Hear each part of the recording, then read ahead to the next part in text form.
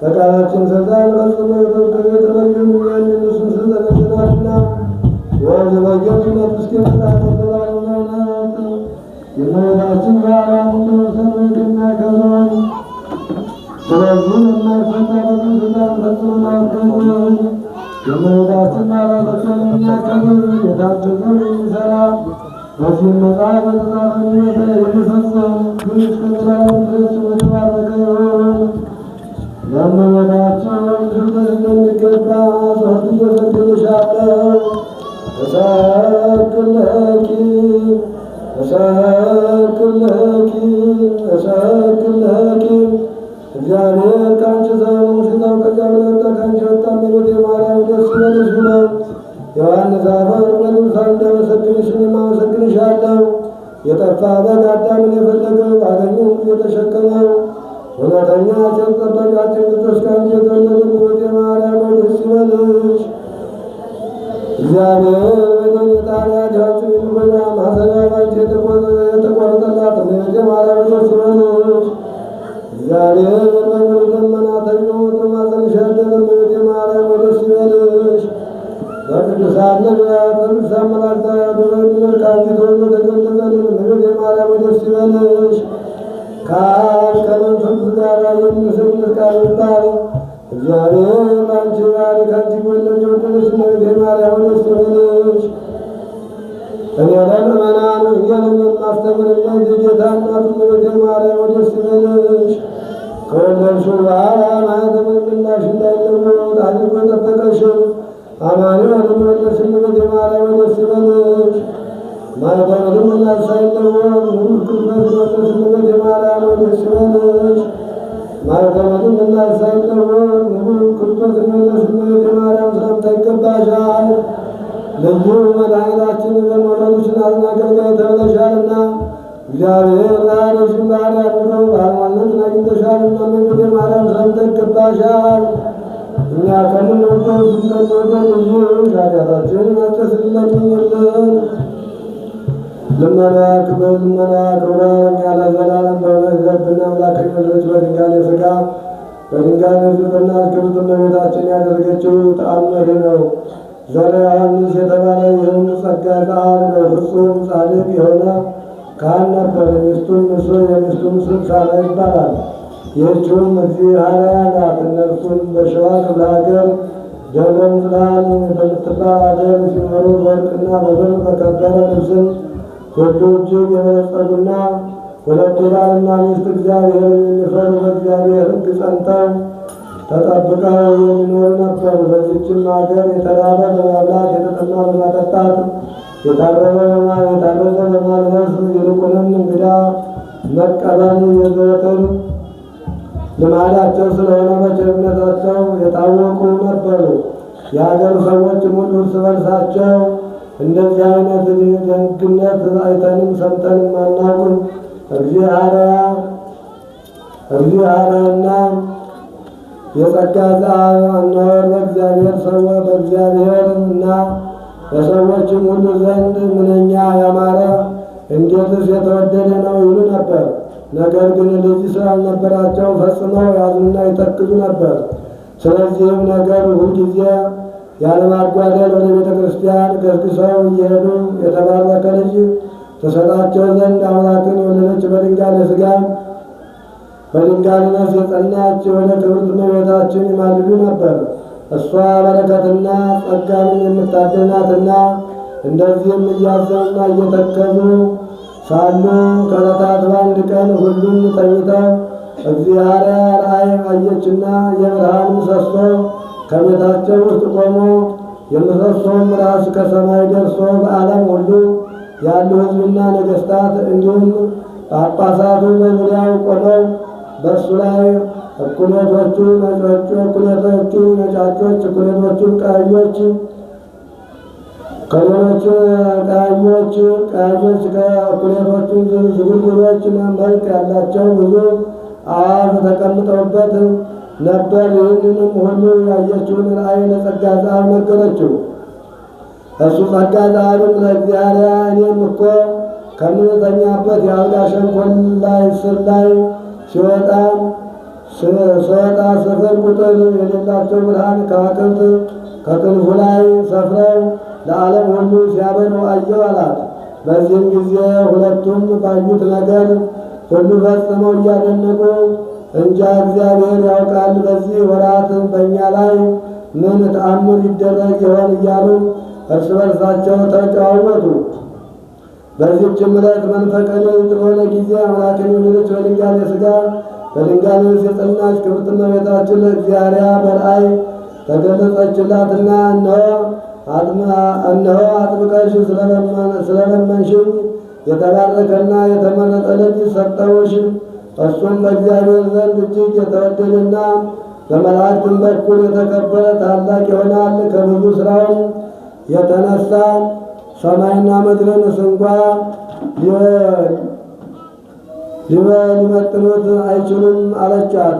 በጸጋ ጸአብ እንዲሁም ተገለጸችለትና ወዳጅ ጸጋ ጸአብ ሆይ እነሆ ያየኸውን ራእይ ልተረጉምልህ መጥቻለሁ። ትርጓሜውም ይህን ነው። ይህንም ፀሐይ ከቤት ሲወጣ ያየው ከአብራክ የሚከፈለውና ከአንተ የሚወለደው ልጅ ነው። በብርሃኑ ከምዕመናን ላይ የኃጢአት ጨለማን ሲያወርዱና በክንፉም ላይ ሰፍረው ያያቸው ከዋክብት በመንፈስ ቅዱስ ከእሱ የሚወለዱ ልጆች ናቸው። ሚስትም በቤታቸው መካከል የብርሃን ምሰሶ ተተክሎ ጫፉ ከሰማይ ደርሶ ያየችው ይህም ከእናንተ የሚወለደው ልጅ ነው። ነገሥታቱ ጳጳሳት ይገዙለታል፣ የሁሉ መጠጊያ ይሆናል። ከነገሥታቱም በላይ ይሆናል። በሰማይና ምድር በላይ እንደሆነ የእሱም ስም አጠራሩ እንደሱ ካሉ ቅዱሳን በላይ ሆኖ ይኖራል። እንግዲህ የሕልማችሁ ትርጓሜ ይህ ነው ብላ ከነገረችው በኋላ እመቤታችን ከሱ ተሰወረች። ከዚያም በታኅሳስ 24 ቀን በእመቤታችን አማላጅነት በእግዚአብሔር ቸርነት የተመረጠ ፍስሐ ጽዮን የተባለ ብሩክ ሕፃን ተወለደ። በዚያችም ዕለት ስለ ፍስሐ ጽዮን መወለድና የእግዚአብሔርን በረከት ከሰማይ እንደ ጠል ወርዶ የጸጋ ጸአብ ቤት መላ። ይህም እግዚአብሔር የመረጠው ልጅ በተወለደ በሦስተኛው ቀን እጆቹን አንስቶ ወደ ሰማይ አቅንቶ አሐዱ አብ ቅዱስ፣ አሐዱ ወልድ ቅዱስ፣ አሐዱ ውእቱ መንፈስ ቅዱስ በማለት እግዚአብሔርን አመሰገነው። ሕፃኑም ከተወለደ 40 ቀን በሆነው ጊዜ ከኦሪት እንደተጻፈው ስም ያወጡለት ዘንድ ወደ ቤተ መቅደስ ወሰዱትና በዚያ አጥምቀው ስሙን ፍስሐ ጽዮን አሉት። ትርጓሜውም የጽዮን ደስታ ወይም የማርያም ስጦታ ማለት ነው። ልመኗ ክብሯ ለዘላለም በእውነት ይደርብን። ቅዱስ እግዚአብሔር ሆይ ስለጠበቅከን ስለረዳሃን በዚህ ማለዳ በዚህ ጊዜ በዚህ ቅዱስ ቤተ መቅደስ የሰበሰብከን ክብርና ምስጋና ሕይወትና መድኃኒት ለሆነው ዘላለማዊ ስም ይሁን። የተከበሩ አባታችን መላከ ብስራት አብርሃም ከበደ የደብራችን ዋና አስተዳዳሪ፣ ክቡር መጋቤ ሥርዓት አሰፋ መረሳ የደብራችን ዋና ጸሐፊ፣ ክቡር መጋቤ አዲስ ሰናይ ስንሻው የደብራችን የስብከተ ወንጌል ክፍል ዋና ኃላፊ፣ ክቡራን ሊቃውንተ ቤተ ክርስቲያን ሁላችሁም በየማረጋችሁ በዚህ በምሕረቱ አደባባይ የተገኛችሁ አባቶች፣ እናቶች፣ እህቶች፣ ወንድሞች፣ ሕፃናትም ጭምር በደሙ በዋጀን በጌታችን በመድኃኒታችን በኢየሱስ ክርስቶስ ስም ሰላም እላችኋለሁ። እንደምን አደራችሁ? እንደምን ሰነበታችሁ? እንደምን ቆያችሁ? እግዚአብሔር ይመስገን ብለን እንድናመሰግነው የፈቀደልን የረዳን በዚህ ቅዱስ ቤተ መቅደስ የሰበሰበን የአባቶቻችን አምላክ ቅዱስ እግዚአብሔር ስሙ የተመሰገነ ይሁንልን። የእናታችን የቅድስተ ቅዱሳን የንጽሕተ ንጹሐን የእመቤታችን ስም እግዚአብሔር ባከበራት ክብር ሁሉ ስሟ ከፍ ያለና የተመሰገነ ይሁንልን። የጻድቁ አባታችን የአቡነ ተክለ ሃይማኖት ምልጃቸው ረድኤታቸው ከሁላችን ጋር ይሁን። እንኳን አደረሳችሁ። እልል ብላችሁ እግዚአብሔርን አመስግኑት። አንድ አጭር መዝሙርን ዘምርና በቀጥታ ወደ ትምህርቱ እንሄዳለን። ቸኮላችሁ የምትሄዱ ሰዎች ሁላችሁም ተረጋግታችሁ የምስራቹን ቅዱስ ወንጌል ሰምታችሁ አብረን ዘምረን በሰላም በበረከት ወደ ቤታችሁ ግቡ ብለው አባቶቻችን እስኪያሰናበቱን ድረስ አብረን እንድንቆይ እግዚአብሔር ትዕግስቱን ለሁላችንም ያድለን። እምሰማያት ወረደ ወይም ማርያም ተወልደ የሚለውን መዝሙር አብረን እንድንዘምር እግዚአብሔር አምላክ ሁላችንንም ይፍቀድልን። እምሰማያት ወረደ ወእማርያም ተወልደ እምሰማያት ወረደ ወእማርያም ተወልደ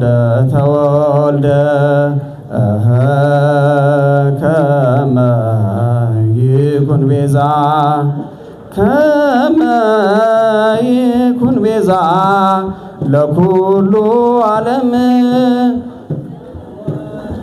ሰስጋ ማርያም ከመ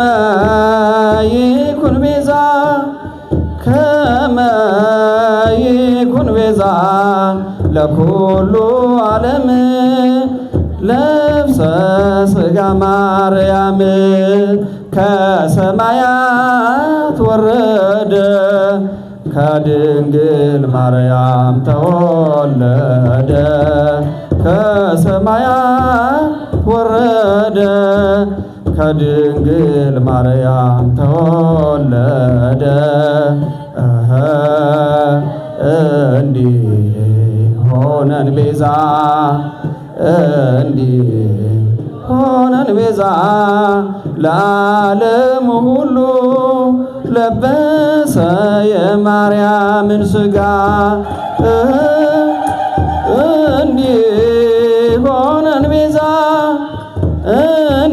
እንዲሆነን ቤዛ ለዓለሙ ሁሉ ለበሰ የማርያምን ሥጋ እምሰማያት ወረደ ወእማርያም ተወልደ እምሰማያት ወእማርያም ተወልደ ከመ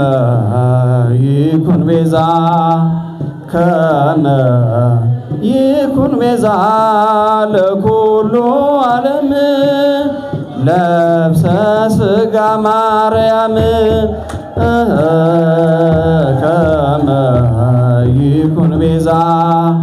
ከመ ይኩን ቤዛ ለኩሉ ዓለም ለብሰ ሥጋ ማርያም እንድንዘምር የረዳን እግዚአብሔርን እልል ብላችሁ አመስግኑት፣ ከፍ አድርጋችሁ ሁላችሁ። ከዚህ በመቀጠል ክቡር ሊቀ ልሳናት መምህር ስማ ጽድቅ የቀርሳ ልደታ የስብከተ ወንጌል ክፍል ዋና ኃላፊ በመካከላችን ይገኛሉ። እግዚአብሔር መንፈስ ቅዱስ በእሳቸው ላይ አድሮ እንዲያስተምረን እንዲመክረን ቅዱስ ፈቃዱ ይሁንልን። ወደ መምህራችን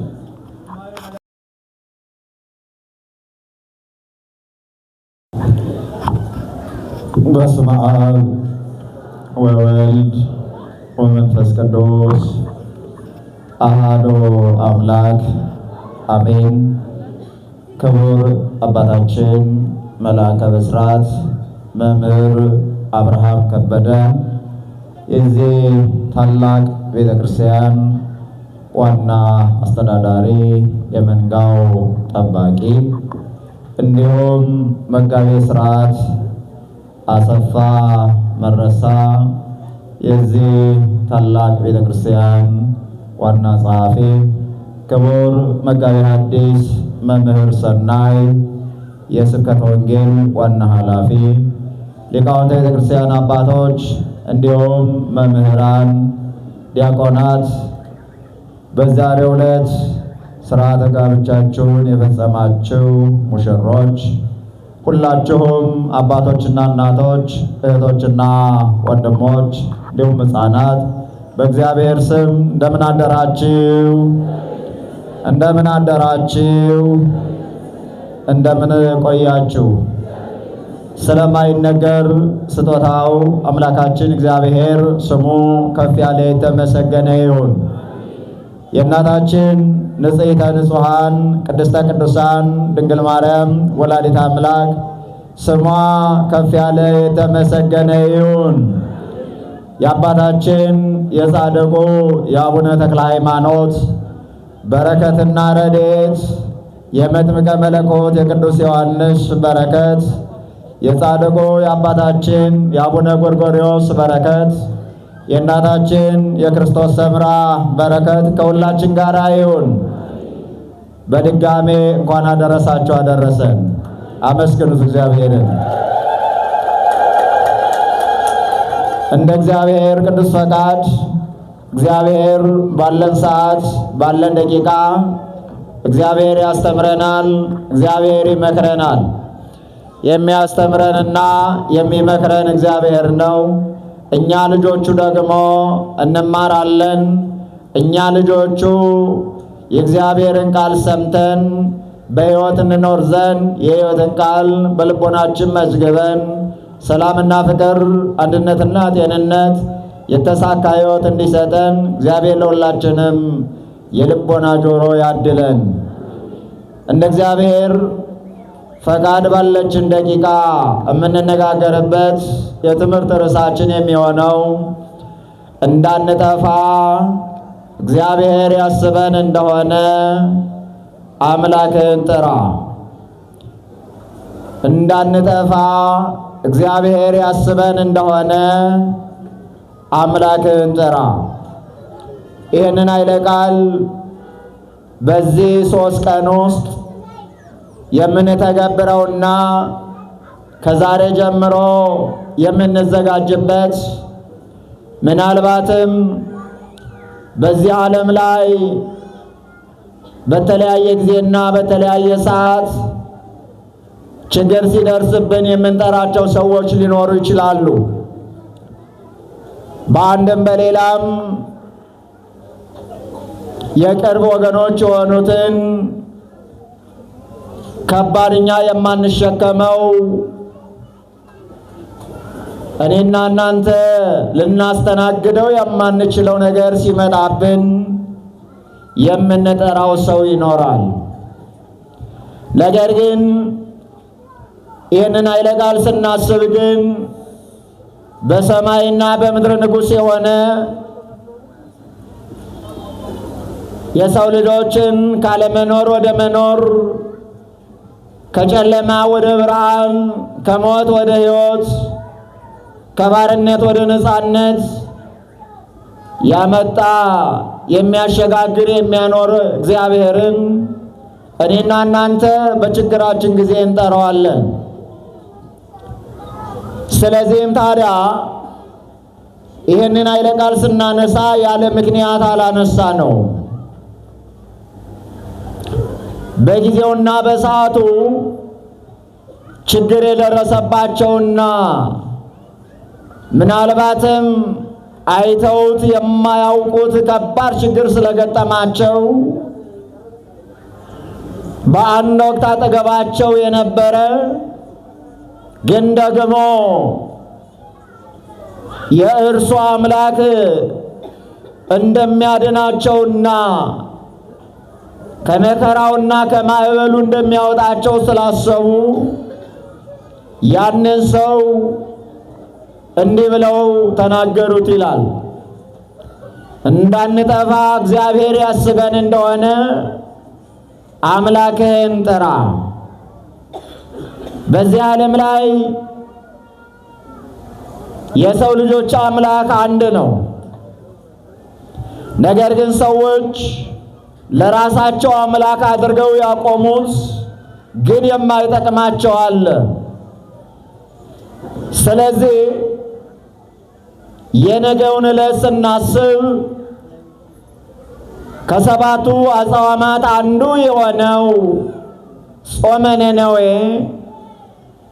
በነገው ዕለት ሱባኤ የምንጀምርበት የነነዌ ሰዎችን እግዚአብሔር እንደጎበኛቸው እኛንም እግዚአብሔር እንዲጎበኘን ጸሎትና ምህላ ሱባኤ በዚህ 3 ቀን ውስጥ እጃችንን ዘርግተን የምንለምንበት ከቆመን ሳንቀመጥ እግዚአብሔርን ማረን፣ ራራልን፣ እዘንልን፣ ለሀገራችን ለኢትዮጵያ፣ ለዓለማችን ለሰው ልጆች ሁሉ ሰላም ስጠልን ብለን የምንለምንበት ሱባኤ ነው።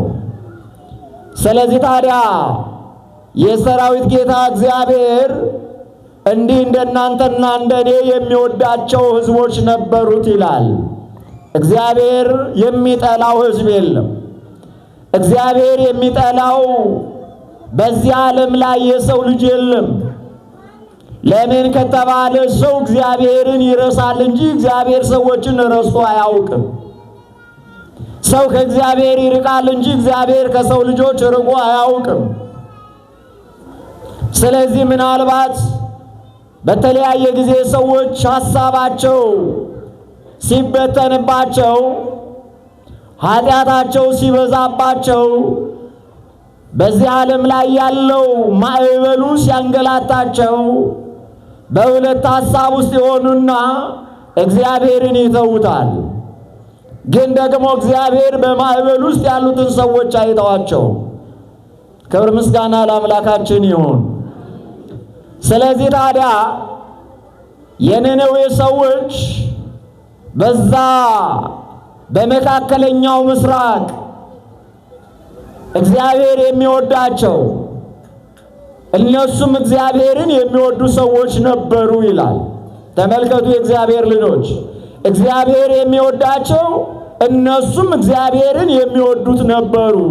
እነዚህ ደግሞ ሰብአ ነነዌ ይባላሉ፣ የነነዌ ሰዎች ይባላሉ። ታዲያ አባት ልጁን እንደሚወደው ሁሉ አባት ልጁን እንደሚንከባከበው ሁሉ እነሱንም ይንከባከባቸው ነበረ። ነገር ግን ደግሞ ልጅ ሲያጠፋና ከስህተቱ እንዲታረም አባት ይመክራል። ስለዚህ ስህተታቸው እያደገ መጣና መታረም ስላልቻለ አባታቸውን እግዚአብሔርን አስቀየሙት ይላል። አባት ልጁን ከአንዴ 2 ጊዜ 3 ጊዜ ይመክራል፣ ያስመክራል። ተው ተመለስ ከስህተት፣ የምትሄድበት ጎዳና ጥሩ አይደለም፣ ጉድጓዱ ውስጥ ገብተህ ትሰበራለህ፣ ገደል አፋፍ ላይ ከደረስክ ትወድቃለህ።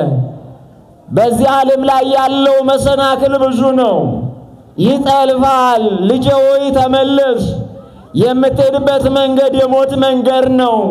ወደ ሰላምና ወደ ፍቅር፣ ወደ ጽድቅና ወደ እውነት፣ ወደ እኔ ወደ አባትህ፣ ወደ እናትህ፣ ወደ ቤተሰቦች እነሆ ተመለስ ብሎ አባት ይመክራል። ነገር ግን አባት መክሮ እምቢ ካለ የመጨረሻው መተው ነው።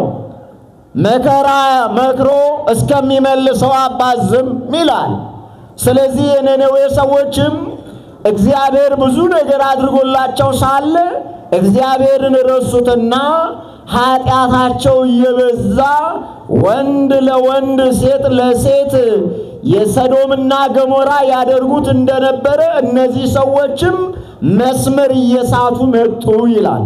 ተመልከቱ የእግዚአብሔር ልጆች፣ በዚህ ዓለም ላይ ስንቱ ነው መስመር የሳተው? ስንቱ ነው ከእግዚአብሔር መንገድ የወጣው?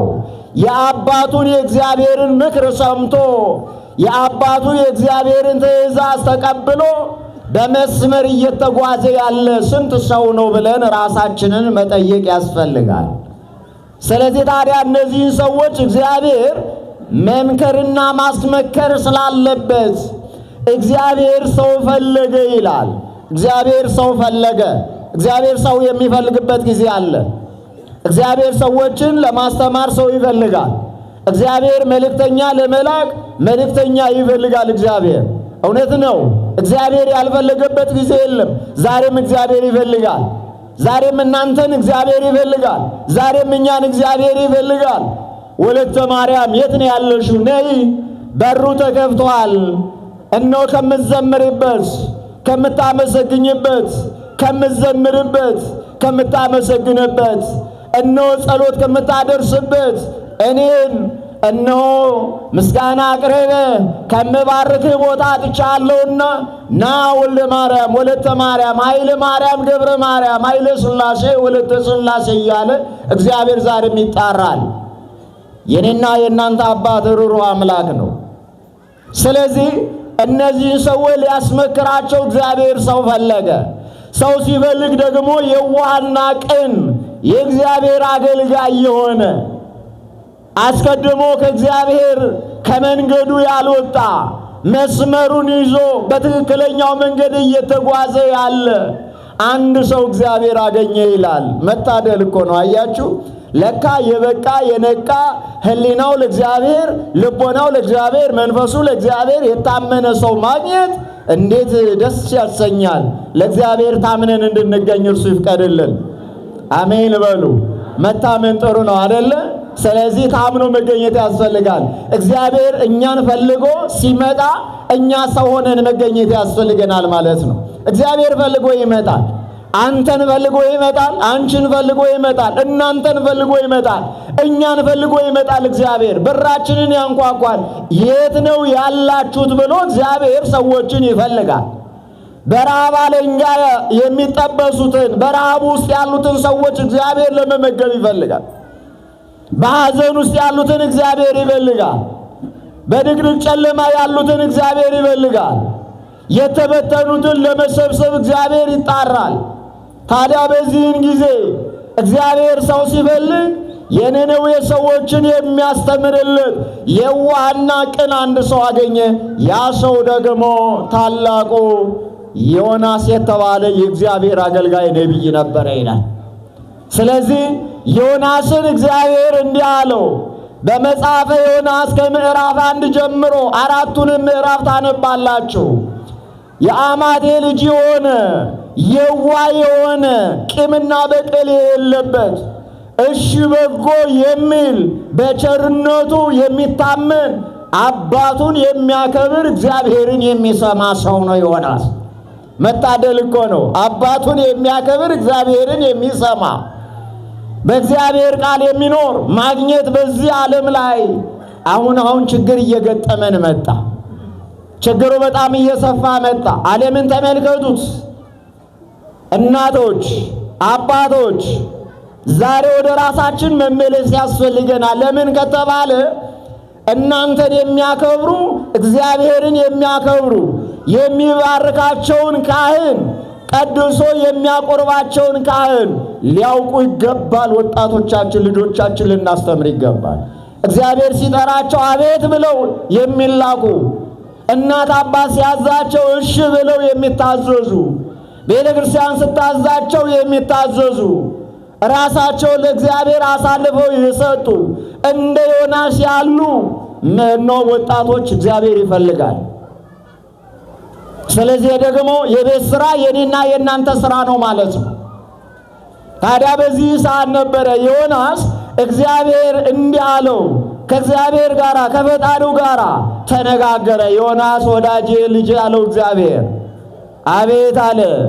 እነሆ ሰባ ነነዌ እኔን አስቀይመውኛልና ኃጢአት ሰርተዋልና በድለዋልና ኃጢአታቸው የመጀመሪያው ሰማይ የመጀመሪያው አድማስ ጠፈር ላይ ደርሷል።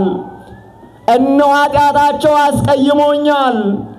መጀመሪያ እንዲመከሩ ንስሐ እንዲገቡ ሕፃናቱ፣ አዛውንቱ፣ ወጣቱ ንስሐ እንዲገባ ከኃጢአትና ከክፉ ስራቸው ተመልሰው ወደ ቀደመ ቅድስናቸው እንዲመለሱ አንተን መርጬሃለሁና ሄድ አስተምርልኝ አለው እግዚአብሔር። አያችሁ፣ ለቤተሰባችሁ አስተዳዳሪ አድርጎ ሲሾማችሁ ቤተሰባችሁን በምን አይነት መልኩ ነው መምራት ያለባችሁ ከተባለ እንደ ዮናስ መልእክተኛ ሆናችሁ ልጆቻችሁን ቤተሰቦቻችሁን በቤታችሁ ያለውን ሰው በበጎ እንድትመሩ እግዚአብሔር ይፈልጋል። እንድንመራ ይፈልጋል እግዚአብሔር። ስለዚህ ታዲያ በዚህ ሰዓት ነበረ ዮናስ እግዚአብሔር አለ እነሆ አንተ መሐሪ ነህ፣ ሩቀ መዓት ወብዛ ምሕረት ወጻድቅ፣ ምሕረት የበዛ ነው፣ መዓት የራቀ ነው። እኔ እዛ ሳልደርስ ልትምራቸው ትችላለህ። ምሕረት የበዛ ስለሆነ ቸርነት የበዛ ስለሆነ እኔ ሳልናገር አንተ በቸርነት ልታድናቸው ትችላለህ። ኃጢአታቸውንና በደላቸውንም ልትደመስስላቸው ትችላለህ። ጌታዬ አምላኬ እግዚአብሔር የሠራዊት ጌታ የአብርሃም የይስሐቅ የያዕቆብ የአባቶቻችን አምላክ እግዚአብሔር ሆይ እስራኤላውያንን እንደመራሃቸው ነፃ አውጥተህ ምድረ ርስት እንዳገባሃቸው እንደዚሁ ደግሞ እነዚህንም ሰዎች ከኃጢአት ከበደል ነፃ ልታወጣቸው በቸርነት ይቅር ልትላቸው ትችላለህ። ስለዚህ እኔ ደግሞ እዛ ሄጄ ማን ነቢይ ይባላል ወይም ደግሞ ይሄ ነቢይ ምን ይላል ብለው ሊተርቱብኝ ይችላሉ። ይሄ ብቻ አይደለም፣ እዛ ሳልደርስ የኔ ነቢይነት ሊቃለል ይችላል። ስለዚህ አንተ ሩሩ አባት ነህ፣ ይሄ ሊሆን አይችልም አለ። ግን እግዚአብሔር ዮናስ ሂድ አለው። እግዚአብሔር አድርግ ካለ ማድረግ ነው አይደለ? ነው አይደለም? አዎ፣ እግዚአብሔር አድርግ ያለንን ማድረግ ይገባል። አታድርግ የተባለውን አለማድረግ ለምን ከተባለ አዳምና ሔዋን የተከለከሉትን በማድረጋቸው የተፈቀደላቸውን ባለማክበራቸው መንጸፈ ደይን የወረዱት በዚህ ምክንያት ነው። የእግዚአብሔርን ቃል ማክበር ያስፈልጋል። ሕገ እግዚአብሔርን መጠበቅ ያስፈልጋል። ሥርዓተ ቤተ ክርስቲያንን መጠበቅ ያስፈልጋል። ስለዚህ በዚህ ሰዓት ዮናስ እግዚአብሔርን እሺ ብዬ ከፊቱ ዞር ልበል አለ። ከእግዚአብሔር ፊት ማምለጥ የሚችል ማንም የለም። ከእግዚአብሔር ፊት መሸሽ የሚችል የለም። ለምን ከተባለ ነቢየ እግዚአብሔር ኢሳይያስ እንደተናገረው ነው። ሰማይ ዙፋን ነው፣ ምድር ደግሞ የእግር መረገጫ ናት። በሰማይ ያለ እግዚአብሔር፣ በምድርም ያለ እግዚአብሔር፣ ሰማይና ምድርን የሚገዛ እግዚአብሔር በሰማይ ዙፋኑ፣ ምድር ደግሞ የእግሩ መረገጫ ናት። ስለዚህ ሁሉ በዓለም ላይ ያለው በእግዚአብሔር በመሃል እጁ ነው። ስለዚህ ዮናስ አይ እንዳው ሐሳቤን ብቀይርስ አለና ወደ መርከቡ ወደ ነነዌ የሚወስደውን መንገድ ተወና ወደ ነነዌ የሚያደርሰውን የትራንስፖርት በዘመኑ የነበረውን እርሱን መከተል በዛ መጓዝ ወይም ደግሞ ወደ ነነዌ መሄድ ያለበትን ተወና አይ መጥፋት አለብኝ አለ። ሐሳብ ቀይሬ ማምለጥ አለብኝ አለ። ስለዚህ ወደ ተርሴስ የሚወስደውን ወደ ተርሴስ የሚያደርሰውን መርከብ ውስጥ ገብቶ ጉዞ ጀመረ ይላል። የእግዚአብሔር ዕቅድና የሰው ዕቅድ የተለያየ ነው። የእግዚአብሔር ዓላማና የሰው ዓላማ የተለያየ ነው። እኛ ዛሬ በሕይወታችን በዘመናችን ልናደርገው የሚገባው አንተ የወደድከው አንተ የፈቀድከው ይሁንልህ ማለት ያስፈልጋል። አንተ የወደድከው ይሁንልህ፣ አንተ የወደድከው መልካም ነው። አንተ ያልከውን ካደረግን ሕይወታችን የተስተካከለ ማንነታችን የተቃና ነው። ስለዚህ ከአንተ ጋር መኖር ይሻለናል ማለት ያስፈልጋል። አንተ ያልከውን እንጠብቃለን፣ በቃልም እንኖራለን ማለት ያስፈልጋል። ስለዚህ ታዲያ በዚህ ሰዓት ዮናስ ወደ ተርሴስ በሚወስደው መርከብ ውስጥ ሳንቲም ከፍሎ ገባ። ጉዞ ጀመሩ። እሱ በታችኛው ደርብ ላይ በታችኛው ክፍል ላይ እንቅልፍ ይዞ ተኝቶ ነበረ ይላል። ስለዚህ መርከቡን የሚያንቀሳቅሰው ካፒቴን መርከቡን እየዘወረ እነሆ ጉዞ ጀመሩ። መሃል ዋናው የውቅያኖስ ዋናው ባህር ላይ ሲደርሱ ማዕበል ተነሳ። ማዕበሉ ደግሞ መርከቡን የሚያሰጥም አይተውት የማያውቁት ታላቅ ማዕበል ሆነ ይላል። እግዚአብሔር ከማዕበል ሁላችንን የሚጠብቀን እግዚአብሔር መጠበቅ ይችላል አይደለ?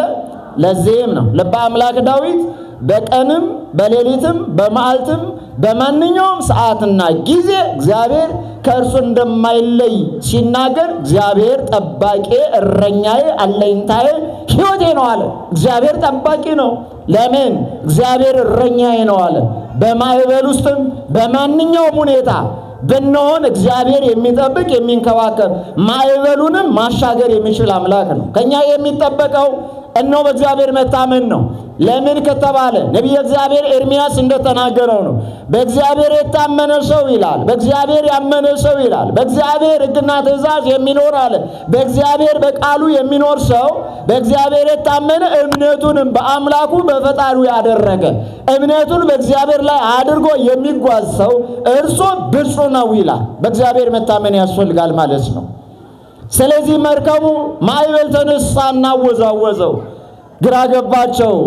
እዛ ውስጥ ያሉ ሰዎች ምንድነው? በንግድ ዓለም ውስጥ ብዙ ዓመት አሳልፈናል። ስንሰራ ስንነግድ በመርከብ ስንጓዝ ኖረናል። ግን አይተነው የማናውቀው ማዕበል መጣ። ይሄ ምክንያት ምንድነው አሉ። ይሄ ነገር ለምን ተነሳ? ዛሬ በዚህ መርከብ ላይ እንዲህ አይነት ማዕበል እንዴት ተከሰተ? ምናልባት እስኪ ማዕበሉ መርከቡን እንዳይገለብጠው ምን እናድርጋሉ? ከላይ የተጫነውን ዕቃውን እያወጣን ወደ ባህር እንወርውረው ብለው ወረወሩ። ግን አልቻሉ። ዕቃው በሙሉ ወደ ባህር ተወረወረ። አልቻሉ። መርከቧ አሁንም ተወዛወዘች። ተጨነቁ። ስንጨነቅ ወደ ማን ነው የምንጮኸው? በማርያም ነገር ወደ ማን ነው የምንጮኸው? ወደ እግዚአብሔር። የእኛን ጭንቀት እግዚአብሔር ያስወግድልን። አዎ ለኢትዮጵያ ለሀገራችን ሰላም ይስጥልን። ስለዚህ ታዲያ በዚህ ሰዓት ነበረ አሁን የመጨረሻ ታሪኩን ለማሳጠር የመጨረሻ እርምጃ የወሰዱት ወደ እግዚአብሔር ማመልከትና እንደገና ደግሞ በመርከብ ውስጥ ያሉ ሰዎችን የተኙትን እየቀሰቀሱ እስኪ መጸለይ እንዳለባቸው ይህንን ሐሳብ ተስማሙ። በየክፍሉ ያሉትን እነሆ ሲቀሰቀሱ ተነሳና ጸልይ ልንጠፋ ነው፣ ተነሽና ጸልይ ልንጠፋ ነው፣ ማዕበል ያሰጥመን ነው፣ ተነሱ እያሉ እየቀሰቀሱ ሳለ አንድ ግን በአለባበሱ ለየት ያለ አለባበሱ የካህን አለባበስ፣ አለባበሱ የእግዚአብሔር ሰው አለባበስ፣ አለባበሱ እግዚአብሔር የሚሸጥ እነሆ መዓዛ ያለው የቅዱሳንን መዓዛ የተላበሰ የለበሰው በላዩ ላይ ያለው የእግዚአብሔር ቃል ያለበት ልብስ የለበሰ አንድ ሰው ተመለከቱ።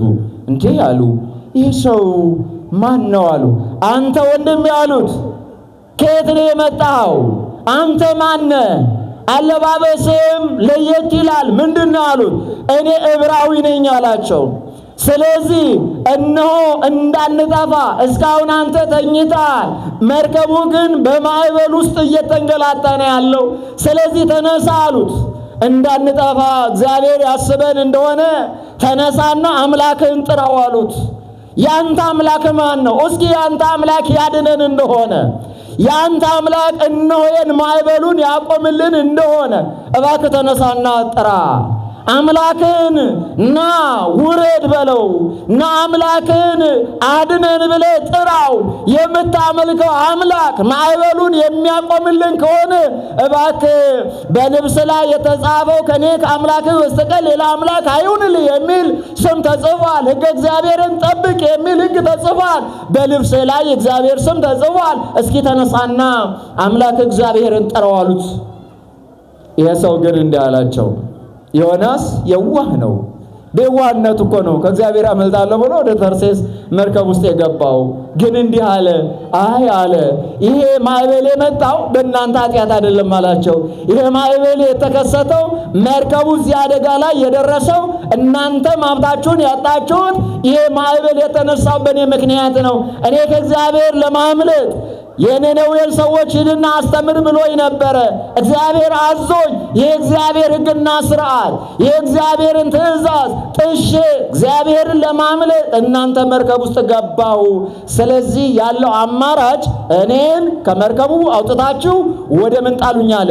ወደ ባህሩ ጣሉኝ አለ። እግዚአብሔር ወደ ባህር ከመወርወር ያድነን። ወደ ኃጢአት ባህር ከመውደቅ ያድነን። ወደ ኃጢአት ባህር ውስጥ ከመግባት ያድነን። እግዚአብሔር ማዳን ይችላል። ስለዚህ ታዲያ በዚህ ሰዓት እንዴት እናደርጋለን? ይሄንን ሰው ወደ ባህር ብንወረውረው የዚህ ሰው ደም ይፋረዳናል አሉ። ግን እንደዚህ ከምናደርግ ዕጣ እንጣል። ዕጣ የወጣበት ከዚህ ውስጥ አንዱ ወደ ባህር ይወረወራል ብለው ዕጣ ጣሉ። ዕጣ ሲጥሉ በዮናስ ላይ ወጣ። እንግዲህ አሉ እግዚአብሔር ያሉ እጃቸውን ዘረጉና መርከብ ውስጥ ያሉት ሰዎች ማዕበል እያማታው ያንን መርከብ ያወዛወዘው እግዚአብሔር ሆይ በዚህ ሰው ደም እጃችን ንጹህ ነው እንዳትቆጥርብን፣ ዕጣ የወጣው በሱ ነው። እንግዲህ አንተ መርጠየልን አድርጋል ብለው አንስተው ወደ ባህር ሲወረውሩት ማዕበሉ ጸጥ አለ። ማን ይመስገን? ማን ይመስገን? አንዱ ይሄ ነው። ሁለተኛው ደግሞ ዮናስን እግዚአብሔር አልተወውም ይላል። ተመልከቱ፣ ዮናስ የእግዚአብሔርን ቃል ትእዛዙን ስላላከበረ አዞ እንዲበላው አሳ አንበሪ እንዲውጣው አላደረገም እግዚአብሔር። ዮናስን ወደ ባህር ሲወረወር ለዮናስ ደግሞ ትራንስፖርት አዘጋጀለት። ምን አዘጋጀለት መሰላችሁ? በከርሰ አንበሪ ሆድ ውስጥ እንዲቀመጥ አሳ አንበሪ ዋጠውና 3 ቀን 3 ሌሊት ተጉዞ አንድም ነገር ሳይደርስበት ነነዌ ድንበር ላይ ወስዶ ተፋው ይላል። ክብር ምስጋና ለአምላካችን ይሁን። አያችሁ፣ እግዚአብሔር እንደዚህ ነው። እግዚአብሔር እንዲህ ነው። እግዚአብሔር ታላቅ ነው። እግዚአብሔር ቸር ነው። ስለዚህ ታዲያ ነነዌ 3 ቀን ለመጾምና ለመጸለይ ወደ እግዚአብሔር እንዲመለሱ የላከው ዮናስ እግዚአብሔር ባወቀው በአሳ አንበሪ እዛ ቦታ ደረሰው ይላል። ይቺ ሀገር ማናት ብሎ ጠየቀ። ሲጠይቅ ይችማ ነነዌ ትባላለች አሉት። ከዛ በኋላ ከዳር ጀምሮ ከዛ ከባህሩ ጀምሮ እስከ ዋናው ከተማ የእግዚአብሔርን ቃል እየተናገረ 3 ቀን 3 ሌሊት እነሆ በከርሰ አንበሪ አድሮ እንደነበረ፣ ነገር ግን አሁን ደግሞ እግዚአብሔር እነዚህ ሰዎች ንስሐ እንዲገቡ አዋጅ እያወጀ እየተናገረ እስከ ንጉሡ ደረሰ ይላል። ስለዚህ ሰዎቹም የዮናስን ስብከት ሰሙ። ወዲያው እግዚአብሔር ይክበር ይመስገን የሚለውን ቃል ለንስሐ እንድንበቃ ለመመለስ እንድንበቃ ንስሐ ገብተን ከኃጢአታችን እንድንመለስ እግዚአብሔር ሰው ላከልን አሉ። እግዚአብሔር ለሁላችንም አባቶችን ስለሰጠን ክብር ምስጋና ለአምላካችን ይሁን። አመስግኑት እግዚአብሔርን። አያችሁ፣ እኛም ዛሬ ብንሳሳት እግዚአብሔር በካህናቱ ላይ አድሮ ይመክረናል፣ ተመለሱ ይለናል፣ ያስተምረናል። እግዚአብሔር ሰው አለው። ስለዚህ ከስህተታችን እንድንመለስ እግዚአብሔር ያደርጋል። ታዲያ በዚህ ሰዓት እነሆ በነነዌ የነበረው ንጉሥ አዋጁን ተቀብሎ ሕፃናቱ እንዲጾሙ የእናታቸውን ጡት እንዳይጠቡ እንስሳት ሳይቀሩ ለ3 ቀን እምቦሶች የእናታቸውን ጡት ሳይጠቡ 3 ቀን ጾሙ፣ ጸለዩ። ለወርዶ ሊያጠፋቸው የነበረ እሳት ተመለሰ ይላል። ክብር ምስጋና ለአምላካችን ይሁን። ስለዚህ የነነዌ ሰዎች በዮናስ ስብከት 3 ቀን ጾመው ጸልየው እነሆ ከታዘዘው መቅሰፍት ድነዋል። ታሪኩ ብዙ ነው። 3 ቀን ስለምትማሩት ማለት ነው። ስለዚህ እንዳንጠፋ እግዚአብሔር ያስበን፣ እግዚአብሔር ያድነን፣ እግዚአብሔር እኛን ይመልከተን። እንዳንጠፋ እግዚአብሔር ያስበን እንደሆነ ተነሳና አምላክን ጥራ ብለው የዮናስ አምላክ ራሱንም አድኖታል። የነነዌ ሰዎችንም በመርከብ ውስጥ የነበሩት ሰዎችንም እግዚአብሔር ታድጓቸዋል። ክብር ምስጋና ለአምላካችን ይሁን። አዎ እኛም ዛሬ እግዚአብሔር የትምህርታችን ዋና ዓላማ እነሆ እኛም በእግዚአብሔር መታመን በክፉና ችግር በገጠመን ጊዜ ወደ እግዚአብሔር መጮህ ያስፈልጋል። ወደ እግዚአብሔር መለመን ያስፈልጋል። አምላካችንን መጥራት ያስፈልጋል። ለእግዚአብሔር ታማኝ በዚህ ሱባኤ ራሳችን ለእግዚአብሔር አሳልፈን መስጠት ያስፈልጋል። ስለዚህ እግዚአብሔር አምላካችን ሁላችንም በእግዚአብሔር ታምነን በቃሉ እንድንኖር የአምላካችን ቅዱስ ፈቃድ ይሆንልን። ያስተማረን የመከረን የቅዱሳን አምላክ እግዚአብሔር ይክበር ይመስገን። ማን ይመስገን? ማን ይመስገን? ኧረ በድንግል ማርያም ማን ይመስገን? ኧረ በጻድቁ በተክለ ሃይማኖት ማን ይመስገን? ኧረ በክርስቶስ ሰምራ ማን ይመስገን? ኧረ በመድኃኔዓለም አመስግኑት እግዚአብሔርን። እግዚአብሔር የተመሰገነ ይሁን። ከፍ ያለው አምላካችን እኛንም በመንግስቱ ለዘላለም ከፍ አድርጎ ያኖረን። አሜን በሉ። እግዚአብሔር ከፍ ማድረግ ስለሚችል ማለት ነው። እግዚአብሔር ይክበር ይመስገን። ሰዓት መጠበቅ ስላለብኝ ነው። ስለዚህ እስካሁኗ ሰዓት ድረስ ክቡር አባታችን ማህበረ ካህናቱ በአጠቃላይ ሰባኪያነ ወንጌሉ ሁላችሁም በአንድ ላይ በዚህ በቅድስና ቦታ እግዚአብሔርን እያገለገላችሁ ዘላለማዊ ርስት ለመውረስ መልካም ነገር እየሰራችሁ እግዚአብሔር ጠብቆ እዚህ አድርሷችኋል። አሁንም ደግሞ ቀሪውን ዘመን መልካም አድርጎ ያሰባችሁት ሁሉ እንደሚሳካ 100% በእግዚአብሔር እናምናለን። ስለዚህ ይህንን አምላክ ደግሞ ልናመሰግነው ይገባል። አመስግኑት እግዚአብሔርን። ጨርሻለሁ። አንድ የመጨረሻ የምላችሁ እንግዳት ይገርማችኋል። እልልታ አስተምራለሁ ባለውበት ደብር ላይና እስኪ እንደው ሰይጣን ይናደድ፣ መንፈስ ቅዱስ ደስ ይበለው፣ መድኃኔዓለም ይክበር ይመስገን። ሞቅ አድርግ እግዚአብሔር ይመስገን።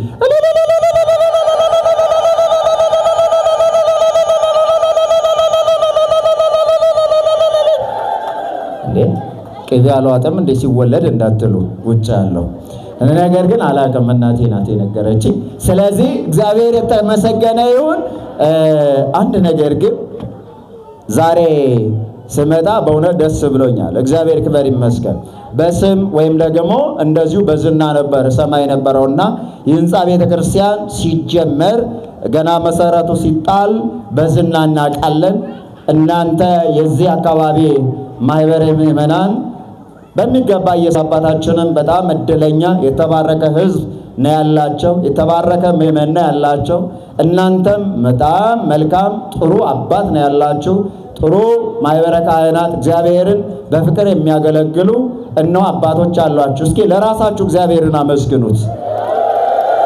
ምክንያቱም እንዲህ አይነት አንዳንድ ጊዜ አልፎ አልፎ ካልሆነ በስተቀር አስቸጋሪ ነው። ጊዜውን ትመለከቱታላችሁና እኚህ ደብር ግን ነገ ካቴድራል የሚሆን እግዚአብሔር ክበር ይመስገን በጥሩ ሁኔታ በጥሩ እንቅስቃሴ ላይ ነው ያለውና ስለዚህ እስኪ ክቡር አባታችን ቅድም እየነገሩኝ ነበርና የነገሩኝ ሐሳብ ምንድነው? ምዕመኑ ራሱ ይሰጣል፣ ነገር ግን አድርግ ሳንለው የሚያደርግ ስጥ ሳንለው የሚሰጥ የህንፃ ቤተክርስቲያን በራሱ ፍላጎት እነሆ እዚህ አድርሶታል እና እግዚአብሔር ክበር ይመስገን በጣም ጥሩ ልጆች ነው ያሉኝ። ነገር ግን እግዚአብሔር ቢፈቅድ ደግሞ አልቆ ምርቃቱን ማየት ምዕመኑም እናንተም ሁላችሁም በተስፋ እየጠበቅን ያለው ነው። ስለዚህ በዚህ ሁኔታ ላይ ያለ ነው ብለው ደስታቸውን ሲነግሩኝ ነበርና እስኪ እኔ ደግሞ ከመጣው እንግዳ የምትቀበሉ ከሆነ እኔም አስራቴን ሰጥቼ እናንተም ሁላችንም እስኪ ተባብረን አንድ ነገር ብናደርግ ደስ ይላል አይደለ? ስለዚህ እኔ ደግሞ በማስተባበር እናንተ በመስጠት እስኪ ለበረከት ሁላችሁም